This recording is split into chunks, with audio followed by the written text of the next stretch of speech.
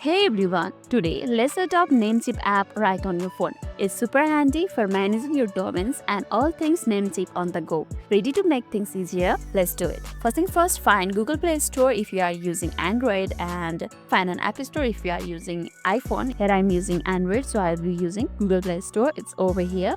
Tap on it. Now we are inside the Google Play Store. Tap on the search icon on the bottom right corner. It's over here. Tap on it and this will open you a search bar. Now tap on the search bar at the top. Then search Namecheap over here. Tap on it and search it over there. Great. Now you can see Namecheap app on the results and this is how the Namecheap looks like. Now tap on the install button which is in blue color. It's over here. Tap on it. That will immediately start downloading the Namecheap on your phone. It may take some seconds to download Namecheap. And here we have it. And once it finishes, you should see a open button.